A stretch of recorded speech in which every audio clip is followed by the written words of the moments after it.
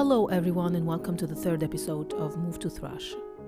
Here I am with a different background music that matches today's topic. It is Moonlight Sonata by Beethoven, and he composed it when he was partially deaf. And I'm going back to this later. So today's topic is all about classical music. First things first, I made it to episode 3, which means I am being consistent. And I have to admit, I like doing this, but while realizing how hard it is to record the podcast and just organize all the racing thoughts to come up with something logically and chronologically acceptable. And this only makes me think of musicians and all what it takes them to compose a song or release an album or whatever. So shout out to all the metal heroes who are doing a great musical and non-musical job. I would also like to thank everyone who listened to my previous episodes. Everyone who came back with a positive feedback, everyone who liked and shared my stuff.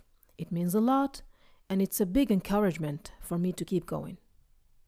In the last episode, I talked about metal categories and the different opinions related to them, and I mentioned classical music as a highly regarded discipline because of the way it is structured, which allowed it to stand between science and art. I have been a classical music fanatic since I was very little. I've always noticed the majestic aspect of it, from a very early age.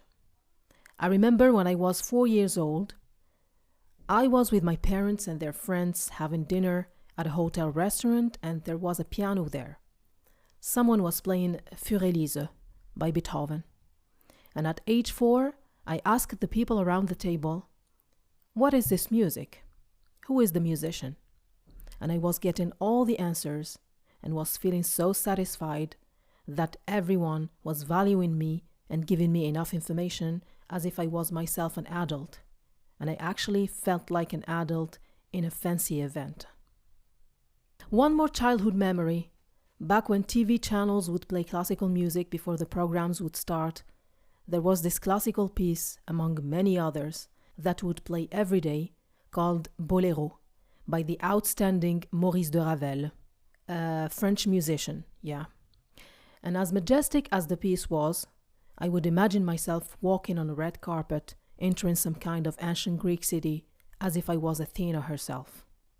At age 7 or 8, my parents got me a Walkman, which means a portable cassette player for those who belong to the new generation, and asked me to choose a cassette among the infinity of cassettes they had. And I remember a lot of Michael Jackson, but I didn't pick any of his stuff.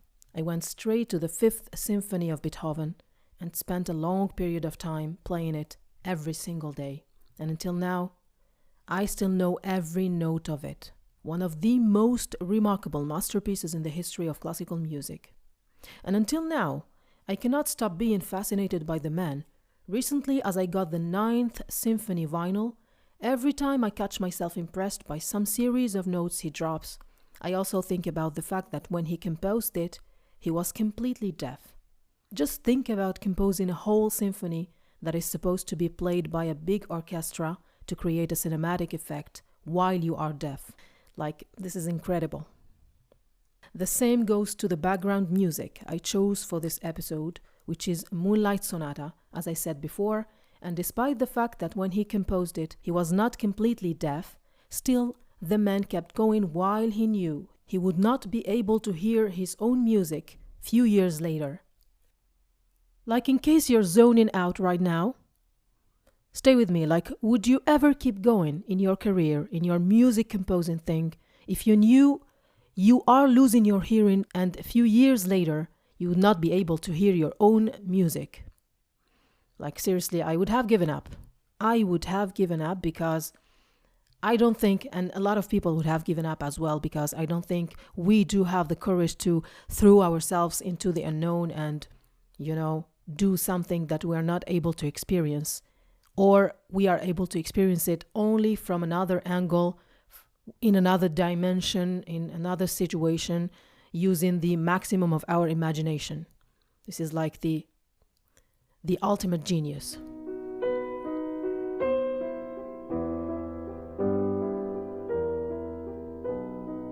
Continuing with my personal experience, At age 11, I had a music class at school where I discovered Le Carnaval des Animaux, known as the Carnival of the Animals, by the French classical music composer Camille Saint-Saëns. And my favorite part was a piece called Aquarium, because I was so fascinated by the effects Saint-Saëns used to picture the depths of the sea and all its creatures coexisting in harmony, without the use of any image. Just music, and the rest is your job. It is actually your job to imagine it and receive the picture exactly as he painted, just with music notes and nothing else. And this is how a very strong bond was created between me and classical music. With that being said, I can only say classical music was and still is so powerful that you compare it with anything, even metal music.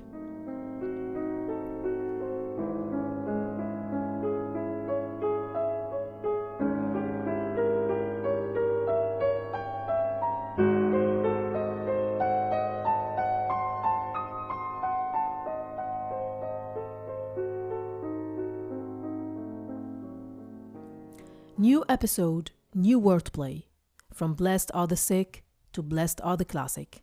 And blessed are those who allowed us to reach our true potential by providing us with enough inspiration to make metal way more complex and interesting than its raw primal version. I think metal would never be as majestic as it is as a music genre without classical music existing before it. And I'm 100% sure classical music would be the black metal of its era, packed with a large spectrum of emotions, from love to sadness, to hatred to evil, from hope to despair, and the list goes on. When I first started listening to metal, I started with old school death metal, which is completely independent of every kind of fusion. It's just raw death metal. And I would never imagine it fused with classical music until I discovered Children of Bodom. And despite it not being Beethoven or Strauss, the sound of Alexi Laiho makes you connect the dots and understand the connection it has with classical music. And later, I found out the guitar style is called neoclassical. Something not unusual when it comes to the Finnish sound. Hate Breeder by Children of Bodom, released in 1999, showed the outstanding result of experimenting on the neoclassical scale as a novelty in melodic death metal on both guitar and keyboard. Bed of Razors, as an example, and a lot of you would agree with me on that. There is a beautiful classical touch in this album. Even those who don't pay attention to classical music, generally, they can notice it because it is there as a pattern, and the same pattern repeated by Jari Mäenpää and Wintersan on the self-titled album released in 2004 on tracks like Winter Madness and Battle Against Time. Few years ago, I discovered a Finnish band that affected my taste in music so much that it was the point of start to another me, the me who is totally obsessed with epic metal. And the band is Havukruunu. And I'm not gonna say more about the epicness of their music, because this is the topic of the next episode, so stay tuned if you want to know more about them.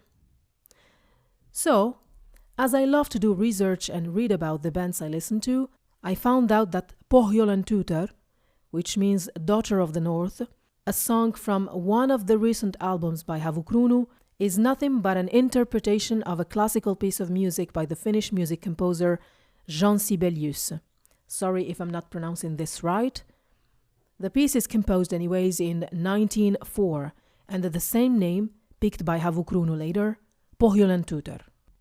Even though you find this move a lot in the Finnish department, I am somehow very convinced that the root of the neoclassical scale is Yngwie Malmsteen and his revolutionary neoclassical riffs. The man is just producing normal classical stuff on the electric guitar, and the result is fast, original, and wicked, in a good way, of course.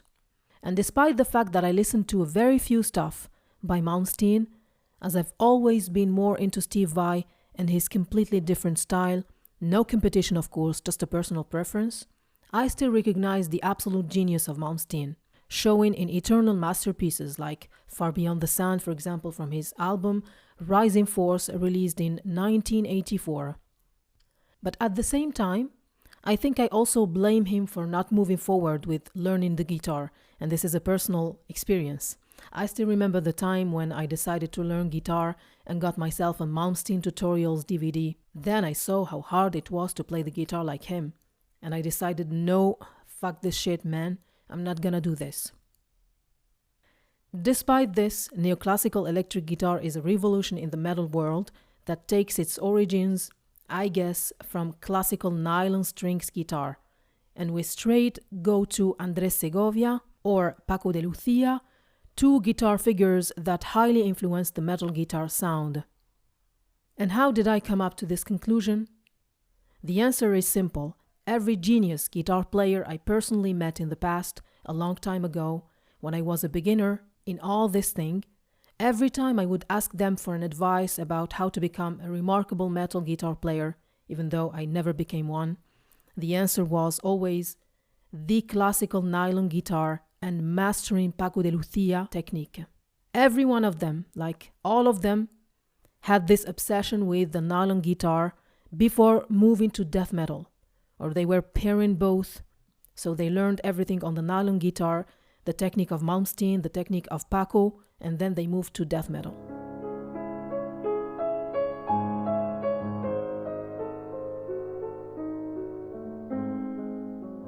In this episode, the stars of the show are therefore the antecedents of classical music who inspired metal bands.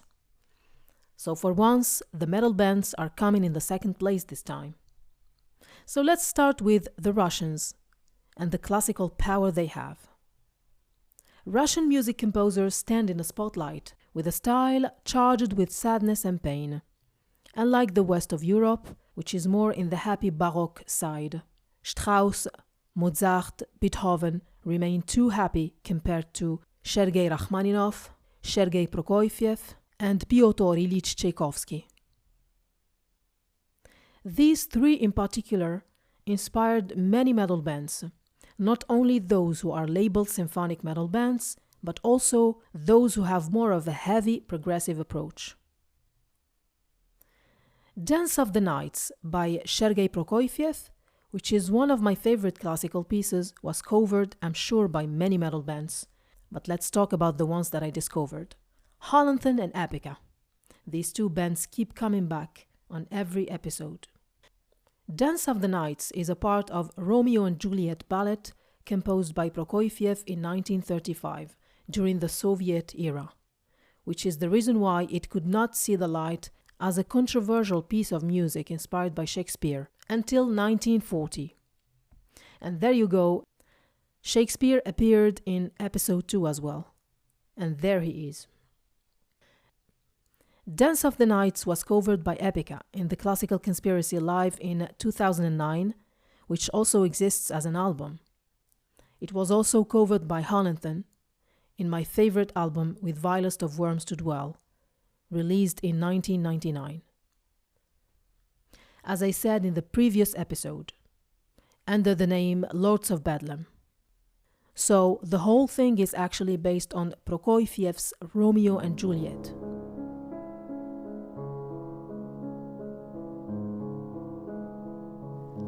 To be continued.